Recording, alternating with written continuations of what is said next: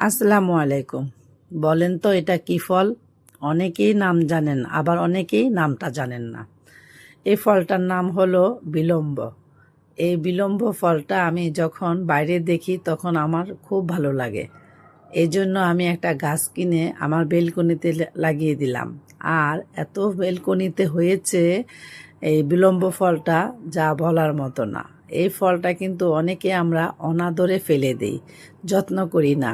যদি ইচ্ছে করে তাহলে আমরা লবণ দিয়ে, শুকনা মরিচ দিয়ে একটু খাই, এর বেশি কিছু করি না। আর এই গাছের ফলটা এইভাবেই নিচে অনেক পড়ে থাকে। তাই আজকে আমি এই ফলটা দিয়ে একটা মজার রেসিপি করব। এখানে কিন্তু অনেক রকমের এই ফলটা দিয়ে রেসিপি করা যায়। প্রথমে বলি, এটা ডাল দিয়ে রান্না করলে খুব মজা হয়। আর দ্বিতীয়, চাটনি বানানো যায়। এই চাটনিটা দিয়ে যে কোনো সময় গরম ভাত দিয়ে খাওয়া যায়।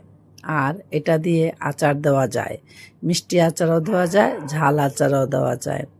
আর আজকে আমি বানাবো মোরব্বা। মোরব্বা বানাতে এই যে আমি সবগুলো কেচে নিলাম। কেচে আমি ফিটকারি দিয়ে ভিজিয়ে রেখেছিলাম। এখন সেটা সবগুলো উঠিয়ে নিব। উঠিয়ে আমি শুকনো একটা ন্যাকড়া দিয়ে সবগুলো মুছে নিব। মুছে নিয়ে এই যে এখানে বসিয়ে দিলাম পানি। এটা সিরকা বানাবো।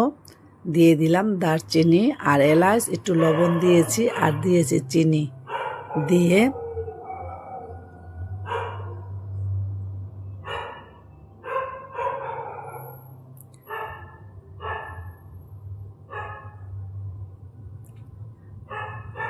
অনেক রাত্রে আমি ভিডিও দিচ্ছি, তারপরও কুকুরে ডাকছে। মানুষের শব্দ নেই, কিন্তু কুকুরের শব্দ আছে।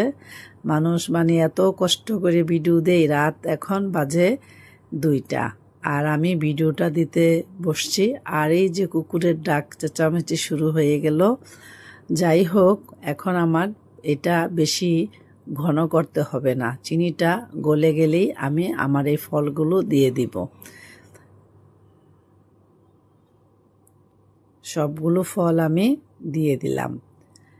এখন আমি চুলার আঁচটা বাড়িয়ে দিব। বাড়িয়ে ভালো দমে জাল দিয়ে নিব কিছুক্ষণ।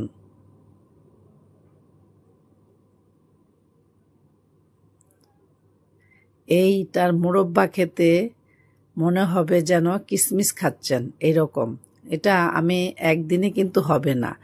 এটা 3 দিন কি 4 দিন লাগে এটা মোরব্বাটা হতে। এই যে আজকে আবার জাল দিলাম, তারপরের দিন জাল দিলাম। এখন আমি এটা উঠিয়ে রাখবো, উঠিয়ে পানিটা জড়িয়ে দিব। আর এটা সিরকাটা রেখে দিব, আবার সিরকার মধ্যে কালকে ভিজিয়ে নিব। এরকম করে কিন্তু এটা বানাতে হবে।